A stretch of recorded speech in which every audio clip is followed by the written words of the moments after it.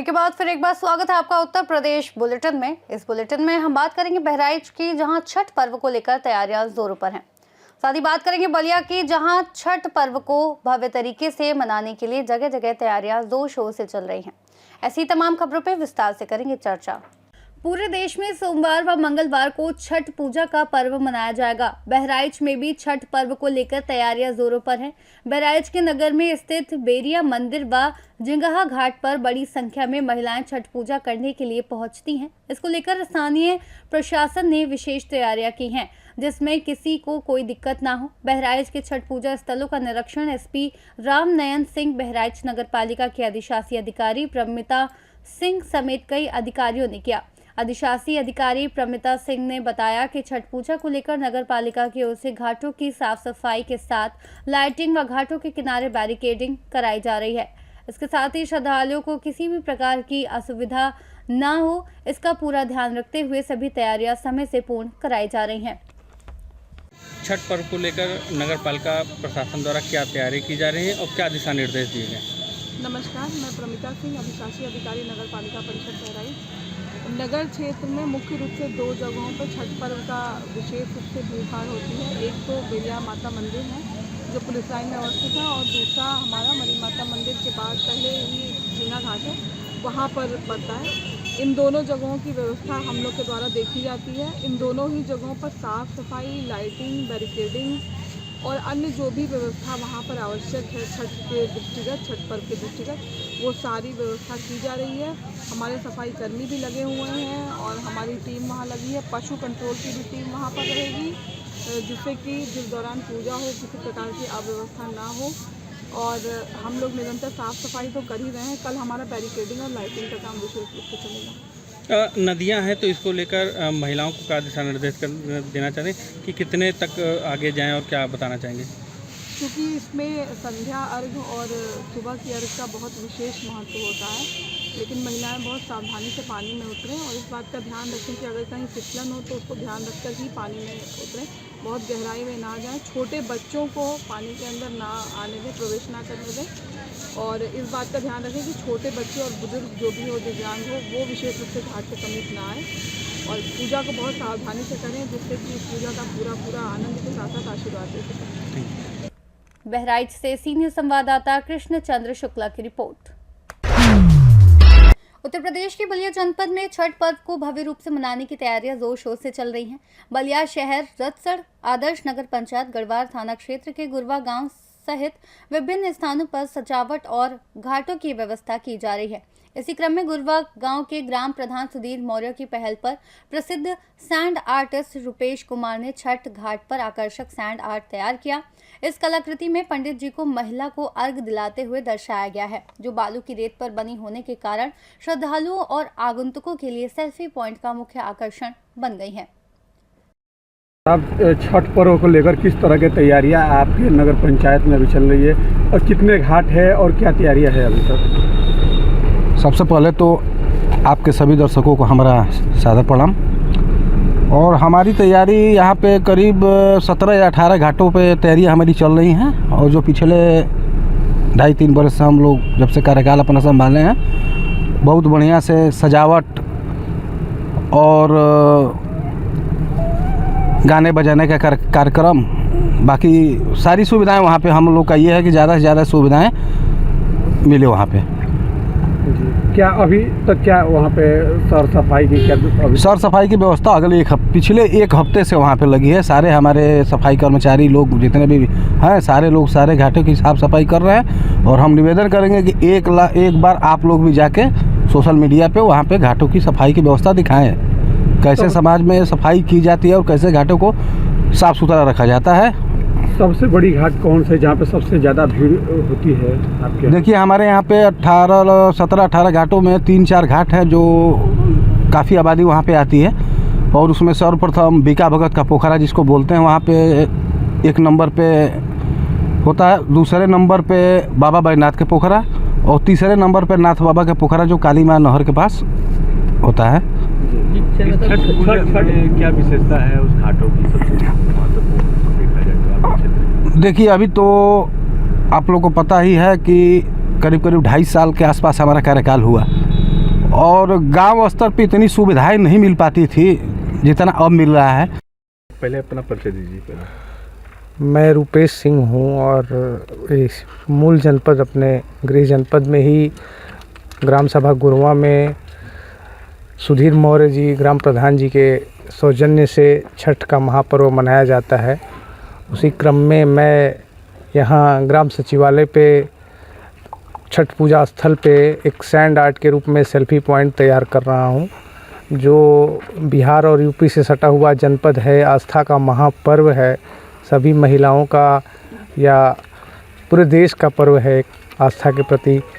तो हम वही सेल्फी पॉइंट के रूप में एक पंडित जी और एक व्रती छठ व्रती महिला की जीवंत कलाकृति रेत पर उकेर कर और एक मैसेज के रूप में सेल्फी पॉइंट तैयार कर रहे हैं, ताकि सभी व्रती और सभी आने वाले छठ श्रद्धालुओं को आस्था में बल देने का काम करे और सेल्फी पॉइंट को एक सौहार्द के रूप में मनाए। मेरा नाम सुधीर मौर्य है। मैं ग्राम सभा गुरवा ब्लॉक हनुमानगंज का ग्राम प्रधान हूँ और पूर्व में मैं छात्र संघ का अध्यक्ष रहा श्री मुरली मनोहर टाउन स्नातकोत्तर महाविद्यालय से, और भारतीय जनता युवा मोर्चा का मैं जिला उपाध्यक्ष हूँ। जी सुधीर जी, देखा जाए तो इतना सुंदर आप रेत पे दृश्य निकलवा रहे हैं, क्या है ये पूरा? कल हम सभी के हृदय में जो वास करता है और सबसे हम लोगों के लिए महापर्व है, माताओं बहनों के लिए और माताओं के सम्मान में जो महापर्व है छठ पूजा है, और उसी के उपलक्ष्य में हमारे पूरे ग्राम सभा का यहीं पे छठ का आयोजन होता है। और जिसके लिए हम लोग एक छोटा सा सैंड आर्ट बुलाए हुए हैं, हमारे बड़े भाई हैं रुपेश जी, उनके मदद से हम लोग एक कलाकृति बनवा रहे हैं। हर साल हम लोग नए कुछ प्रयास करते हैं, कुछ सकारात्मक मैसेज के साथ काम करना चाहते हैं। इस साल हम लोग देश के जितने बलिदानी हैं उनके एक थीम के साथ हम लोग काम करना चाहते हैं। तो साथ साथ में इसके साथ में और भी कुछ कलाकृतियाँ होनी हैं। तो इस महापर्व पे बस हम लोगों का ये मैसेज रहता है कि आयोजन के साथ साथ एक सकारात्मक माहौल भी देने का प्रयास किया जाए। क्या थीम है इसके साथ और क्या करना है? देश के हमारे जितने भी बलिदानी रहे हैं, जिन्होंने स्वतंत्रता संग्राम सेनानी रहे हैं, देश जो आज़ादी के बाद और आज़ादी से पूर्व भी जितने लोग रहे हैं, जैसे कि महात्मा गांधी, सुभाष चंद्र बोस, और आज़ादी के बाद हमारे डॉक्टर अम्बेडकर, भीमराव अम्बेडकर, ऐसे महान महापुरुषों का हम लोग यहाँ पे कलाकृति वगैरह भी बनवाएंगे और उनका चित्र वगैरह लगाएंगे, ताकि लोगों के अंदर ये भावनाओं को हम लोग बस एक प्रयास रहता है कि लोगों के अंदर उनके प्रति एक जागरूकता हो और उनके प्रति एक भावना क्रिएट हो। इसके लिए छठ पूजा का दिन क्यों चुना है? चूँकि ये ऐसा एक पर्व रहता है जिसमें खास करके हमारे यूपी बिहार के लोग और खास करके हमारे पूर्वांचल के लोग छठ पूजा को एक महापर्व की तरह भी माना जाता है, और ऐसे दिन बाहर सभी लोग यहाँ एक स्थान पे उपस्थित होते हैं। और इससे बेहतर मुझे नहीं लगता है कि कोई एक पर्व है जहाँ पे लोग सकारात्मक रूप से एक जगह इकट्ठा। बलिया से सी न्यूज़ संवाददाता आनंद दुबे की रिपोर्ट। फिरोजाबाद में एसएसपी सौरभ दीक्षित के आदेशों पर बदमाशों पर पुलिस का प्रहार जारी है। सिरसागंज थाने की पुलिस ने एनकाउंटर में लुटेरे कन्हैया को गिरफ्तार किया। बदमाश के पास से अवैध तमंचा, कारतूस और एक बाइक पुलिस ने बरामद करी है। चेकिंग के दौरान पुलिस के द्वारा रोकने पर बदमाश ने ताबड़तोड़ फायरिंग शुरू करी थी। पुलिस की जवाबी कार्रवाई में बदमाश घायल हो गया। एटा मैनपुरी कासगंज में इसके खिलाफ 1 दर्जन से अधिक मामले दर्ज है। ये आज क्या कार्रवाई हुई है? आज रात्रि 26/10/25 की रात्रि में सिरसागंज पुलिस संदिग्ध व्यक्तियों और अभियुक्तों की तलाश में आमोर नहर पर चेकिंग कर रही थी।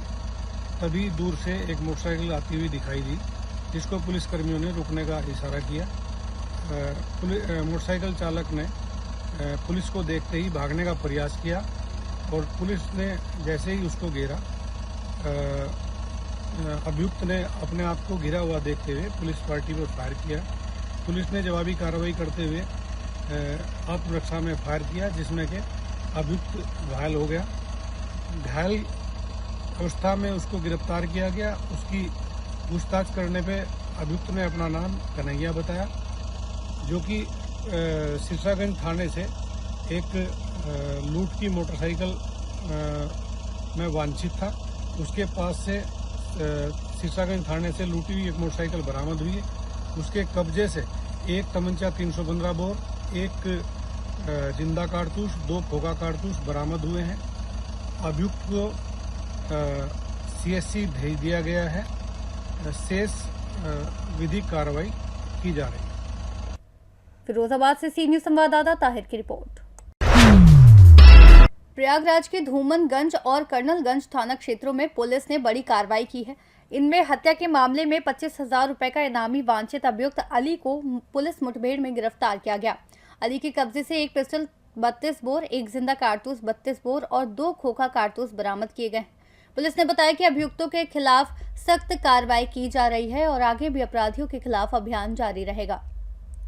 आज दिनांक 26/27 की मध्य रात्रि लगभग 2:38 पर मेरे पास कंट्रोल रूम से फ़ोन आया कि 2 व्यक्ति जो 2 बदमाश हैं जिनका नाम अली और नूरैन है, वो एक लाल विहारा कॉलोनी से लगभग 500 मीटर दूर एक खेत के पास, एक ट्यूबवेल के पास छुपे हुए थे। इसी सूचना मिलने पर थाना धूमनगंज, थाना कर्नलगंज और एसओजी की टीम द्वारा उनका पीछा किया गया तो उन्होंने पुलिस पार्टी पर फायर करते हुए बचने के लिए वो निकले। जवाबी कार्रवाई में पुलिस पार्टी ने भी फायर किया, जिसमें अली के पैरों में गोलियां लगी हैं और जो नूरैन है वो अंधेरे का फ़ायदा उठाकर भागकर निकल गया है। जो घायल व्यक्ति अली है उसको कालवन हॉस्पिटल पहुंचाया गया है। इस पूरे घटनाक्रम में एक हमारे मुख्य आरक्षी हैं, उनके भी हाथ पर हल्की चोटें भी आई हैं, जिनको भी अस्पताल पहुंचाया गया है। इसमें अग्रिम विधिक कार्रवाई की जा रही है। प्रयागराज से सी न्यूज़ संवाददाता सलमान की रिपोर्ट। खबर रायबरेली से, जब मुस्लिम महिला को फोन पर 3 तलाक दिया गया। आईटीबीपी में तैनात युवक ने फोन पर 3 तलाक दे दिया। आरोपी पति मोहम्मद सकीर के खिलाफ थाना जगतपुर में शिकायत के बाद कोई कार्रवाई नहीं हुई। पीड़ित महिला शिफा ने एसपी से न्याय की गुहार लगाई है। शहर कोतवाली क्षेत्र के अंतर्गत का रहने वाला आरोपी बताया जा रहा है। अप्रैल को शादी हुआ, इसके बाद मुझे इधर से विदाई करके लखनऊ ले जाया गया। फिर उसके बाद 5 तारीख को मैं शिलोंग गई। इस शिलोंग में मेरे पति तरह तरह के मेरे साथ व्यवहार कर रहे थे, मारपीट कर रहे थे। दहेज न लाने के कारण मुझे परेशान कर रहे थे। बोले तुमको ज़बरदस्ती मेरे गले में फंसा दिया गया है। उसके बाद हम जैसे तैसे करके अपने माँ बाप को फ़ोन के कारण मैंने सारी बात बताई। उसके बाद मेरे माँ बाप आए तो मुझे बोल रहा था कि जाओ तुम अपने घर, इस बार जाना, कभी आना मत। अगर आओगे तो तुमको हम जान से मार देंगे। तुम्हारे बड़े पापा लोग शिलोंग में रहते हैं, उनको, मैं आर्मी में हूँ, मैं फायरिंग भी मैं गोली भी चलाना जानता हूँ। अगर तुमने नहीं यहाँ आया दोबारा तो उन लोग को मैं मरवा दूंगा और तुम्हारे बाप को भी मरवा दूंगा, भाई बहन को भी मरवा दूंगा। उसके बाद मैं डर गई एकदम से। फिर मुझे तहसील ले गई, मतलब तहसील वो गया। उसके बाद आया, यहाँ मेरे गांव आया है। आने के बाद तो अब्बू का फ़ोन ज़बरदस्ती लिया और उससे 3 तलाक हमको दे दिया। कितना समय हो गया? 4 अक्टूबर को मेरा तलाक हुआ। आपने थाने में शिकायत नहीं? मैंने की हूँ, लेकिन कोई कार्रवाई नहीं की गई। आर्मी में किस पद पे तैनात है? आईटीबीपी। किस पद पे है? जी मुझे नहीं पता। अच्छा, जो तलाक दिया किस चीज से दिया? फोन पे दिया है? फोन पे दिया है, अब्बू का फोन पे दिया है। रायबरेली से सी न्यूज़ संवाददाता वीरेंद्र साहू की रिपोर्ट। बुलेटिन में फिलहाल के लिए इतना ही। देश और दुनिया की तमाम बड़ी जानकारियों के लिए बने रहिए सी न्यूज़ भारत के साथ।